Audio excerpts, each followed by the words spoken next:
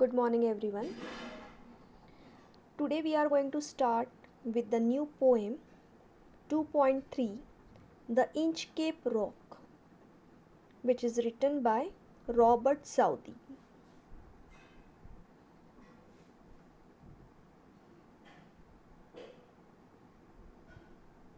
The Inchcape Rock is a ballad written by English poet Robert Southey, which is published in 1802, and it tells the story of a 14th century attempt by the abbot of the Aberbrothok to install a warning bell on Inchcape, a notorious sandstone. Notorious means very famous reef about 11 miles of the east coast of Scotland.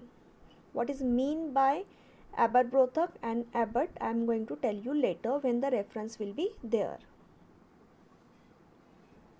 Robert Southey was an English poet of the Romantic school and poet laureate from 1830 until his death. Like the other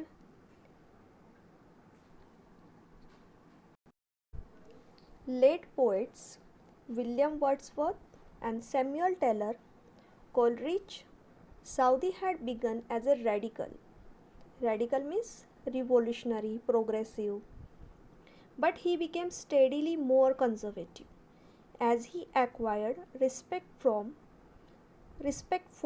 Britain and its institutions. Southey born 12th August 1774, Bristol in UK, and he died 21st March 1843 in London.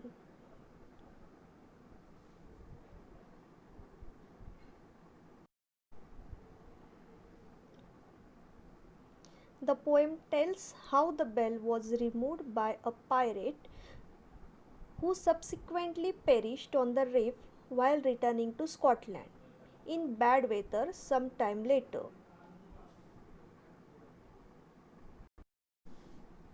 Like many of Southey's ballads, the Inchcape Rock describes a supernatural event, but its basic theme is that those who do bad things will ultimately be punished accordingly.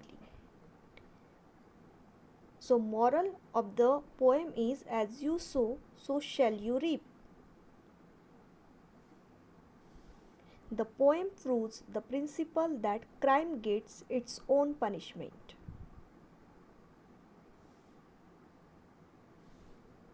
In this poem, Robert Southey wants to give the message that one should not willingly cause harm to others. If they do, they would be punished in the end. In other words, it's as you sow, so shall you reap. It is our work that pays back to us. Here we can say karma works. So, whatever you will do to others, same you will get in return at the end. So that's why always we should behave good with the others, because that good things are going to come to us in anyhow way.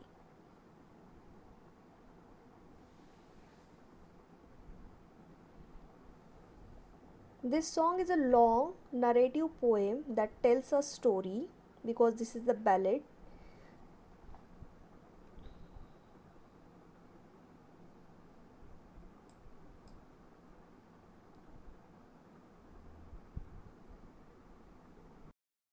So what is ballad? Ballad is a poem or a song narrating a story in short stanzas. In Marathi we call it as a povada. Traditional ballads are typically of unknown authorship, having been passed on orally from one generation to the next generation. So in the ballad always we get a story. The Inchcape Rock tells the story of a wicked pirate who cuts off the bell on the Inchcape Rock, which was put there by an abbot. So Abbot. Abbot means a man who is the head of an abbey of monks. So, abbot means a person who is the head of abbey. Abbey means the building or the buildings occupied by a community of monks or the nuns. So where the nuns live, that building is called as abbey. So abbot is the person who is the head of this abbey. He did so out of selfish motive and envy. In the end, his own ship crashes against the rock and it drowned in the sea.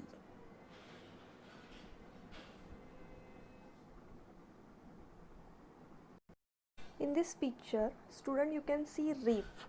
Reef means a ridge of a jagged rock which is above the surface of the sea. And here in this picture you can see that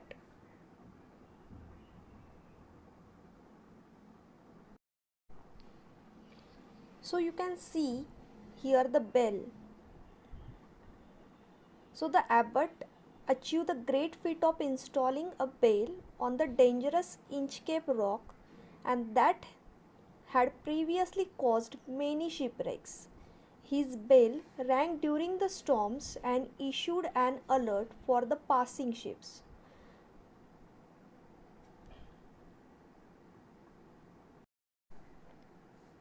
So because of this bell, the seamen knew where the rock is and could avoid the danger of an accident. They blessed the abbot for his good work.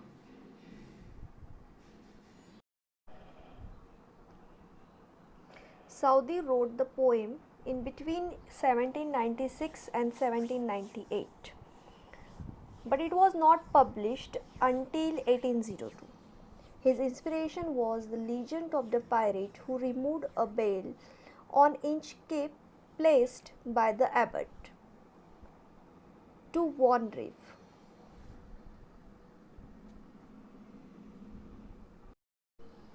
The poem consists of 17 quatrains. Quatrain is a type of stanza or a complete poem consisting of 4 lines, which is written in rhyming couplets. It begins by describing how the bell installed by the abbot was attached to a buoy, so it only rang when the Inchcape rock was under water and the buoy was floating.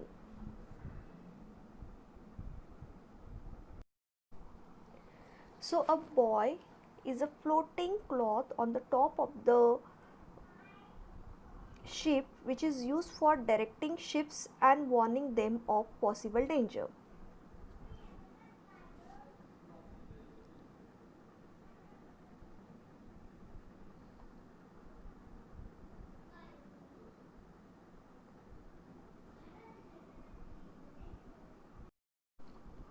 So student, this is the story about a good abbot of the Aberbrothock and the devilish Sir Ralph the Rover.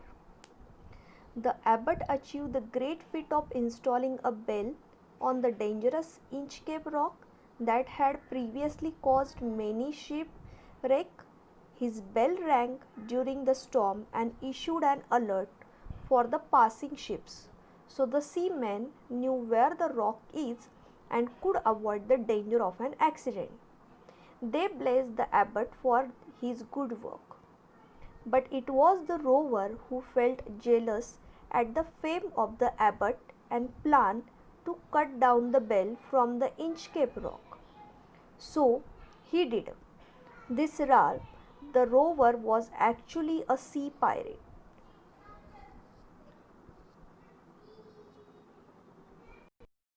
Pirate is the person who crimes on the sea. So this rover was actually a sea pirate, so he needed to destroy the bell to accomplish his desire to rob more ships by putting them in danger. But finally, he himself was the victim of the Inchcape Rock. One day, his ship was left in the midst of the storm, lost the directions, and crashed against the rock. Thus, the rover was punished for his sinful work. So, in this poem, the poet Robert Southey delivers a message through his poem as you sow, so shall you reap. So, the poem The Inchcape Rock is didactic in nature like most of the Southey's poems. The poem is a bit long as the ballad should be. It consists of 17 stanzas of 4 lines each.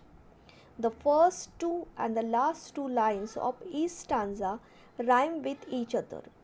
The rhyme scheme is AA, BB for each stanza. Student, first I am going to read poem for you. No stir in the air, no stir in the sea. The ship was as still as she could be. Her sails from the haven received no motion. Her keel was steady in the ocean.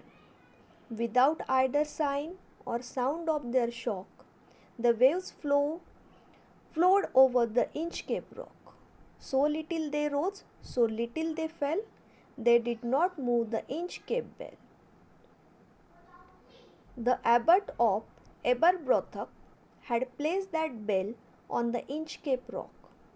On a buoy in the storm it floated and swung, and over the waves its warning rung. When the rock was hid by the surge swell, the mariners heard the warning bell, and then they knew the perilous rock and blessed the abbot of the Aberbrothock.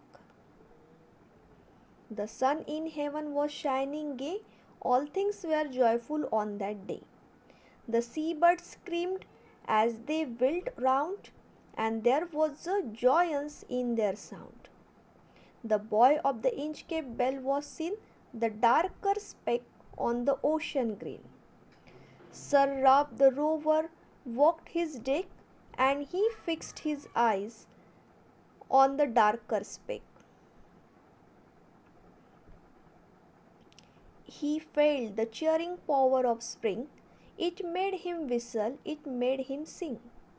His heart was mirthful to excess, but the rover's mirth was wickedness. His eye was on the Inchcape float. Quoth he, my men, put out the boat, and row me to the Inchcape Rock, and I shall plague the abbot of the Aberbrothock. The boat is lowered, the boatmen row, and to the Inchcape Rock they go. Sir Ralph bent over from the boat, and he cut the bell from the Inchcape float. Down sunk the bell with a gurgling sound, the bubbles rose and burst around. Quoth Sir Ralph, the next who comes to the rock won't bless the abbot of the Aberbrothock. Sir Ralph the rover sailed away. He scoured the seas for many a day, and now grown rich with the plunder store, he steers his course for the Scotland shore. So thick a haze spread the sky, they cannot see the sun on high. The wind hath blown a gale all day, at evening it had died away. On the deck the rover takes his stand, so dark it is they see no land.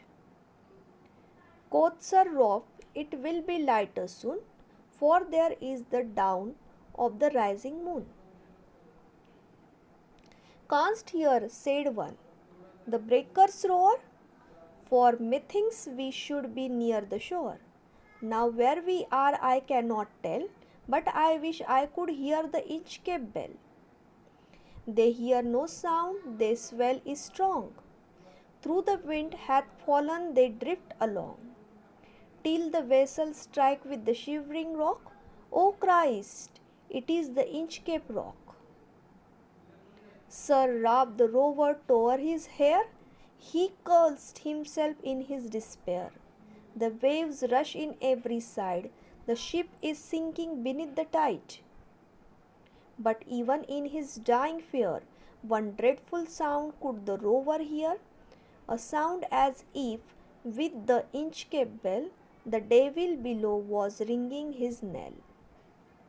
By Robert Southey.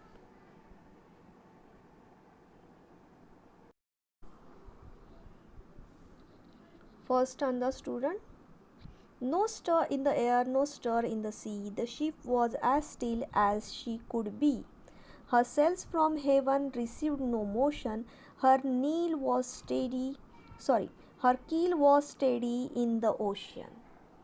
In the first stanza of the poem, the poet describes the calmness of the sea. The air, the sea, the ship, all were still, all were calm. The sails of the ship were getting no motion from the wind. Its keel was steady in the ocean. Keel. Keel is the lengthwise wood or the steel structure along the base of a ship which support the framework of the whole. In some vessel, it's extended downwards as a reach to increase the stability of the ship. Second stanza. Without either sign or sound of their shock, the waves flowed over the Inchcape Rock. So little they rose, so little they fell. They did not move the Inchcape bell. In the second stanza, the poet described the mild sea waves. The waves were rising and falling so little that they did not make any sign or sound. The waves were gently flowing over the Inchcape Rock without moving or ringing the bell. So here we can see that ocean is very cool, mild or calm. Third stanza. The abbot of Aberbrothock had placed that bell on the Inchcape Rock. On the buoy of the storm it floated and swing, and over the waves its warning rung. In the third stanza, it is about the bell which is installed by the abbot. Abbot, I told you, abbot is the man who is the head of abbey or the monks. So the good old abbot of the Aberbrothock, he positioned the Inchcape bell there on the Inchcape Rock. During the storm, it floated on a buoy and rang widely swung by the high tides to alert everyone that the dangerous rock was there. So means he installed that bell, that when the people they are going to travel through the ship in the ocean, so they would get the sign of the dangerous rock, of the dangerous Inchcape Rock. They will get the warning because of that bell, and they can avoid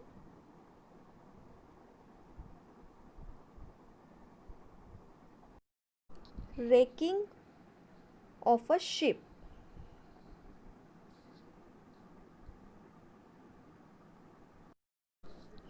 When the rock was hit by the surge swell, the mariners heard the warning bell, and then they knew the perilous rock and blessed the abbot of the Aberbrothock. Surge swell means a sudden and a great rise in the level of the sea. Perilous means the dangerous rock. Inchcape Rock is very dangerous. And blessed means the blessings. So in the fourth stanza, in the next four lines, the poet wants to tell how the bell guided the mariners. Mariners means the people who travel through the sea in the bad weather.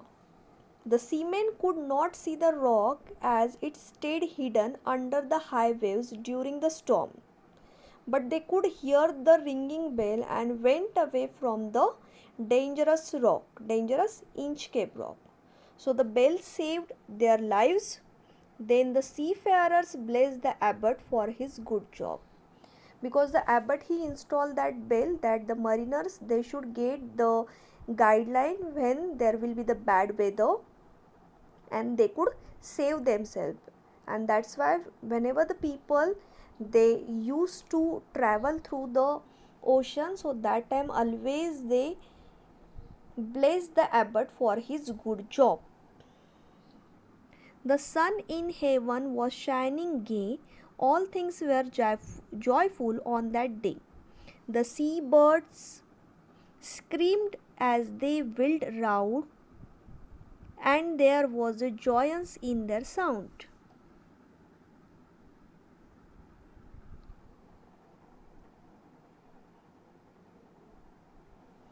Okay, now in this stanza you will get a cheerful atmosphere of that day. So as it generally happens before every disaster, we know that always there is a calmness before any disaster. So here also the atmosphere was very joyful, it was very cheerful, everything was very calm, cool, stable. On a particular bright day, everything looked very joyful. The seabirds they were whirling over, chopping over, and the sea and screaming in joy. So everyone was happy. Everywhere the atmosphere was joyful.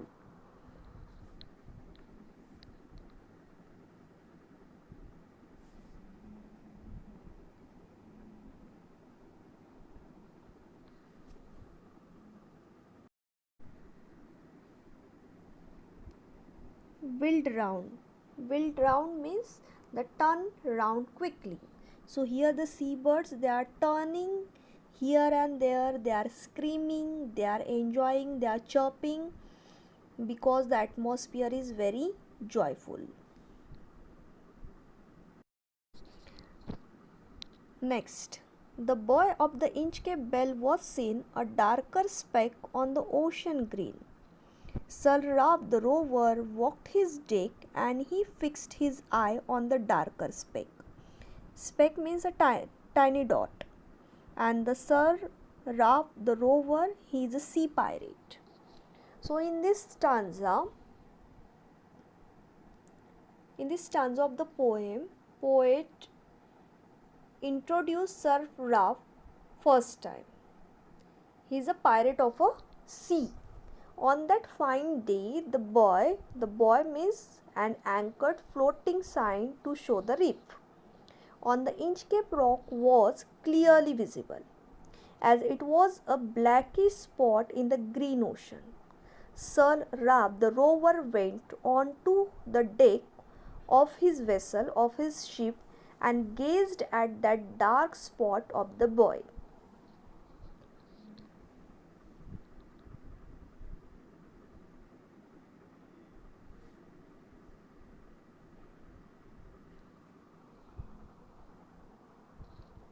So student, I want to summarize till here.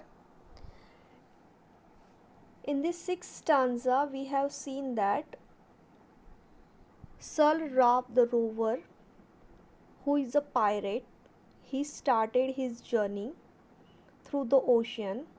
The atmosphere is very happy, joyful, calm, cool. The birds are chirping, they are turning around, they are singing song. So everything is very happy, and there is one Inchcape Rock which is perilous rock, dangerous rock, and the abbot of the Aber Brothok he installed one bell on that dangerous Inchcape Rock because that had previously caused many shipwrecks. So This bell rang during the storm and it issued an alert for the passing ships. But Sir Rap the rover, he wanted to cut that bell because he wanted to rob the ships in that ocean, and that's why he decided to cut that bell, and he started his journey towards the Inchcape Rock.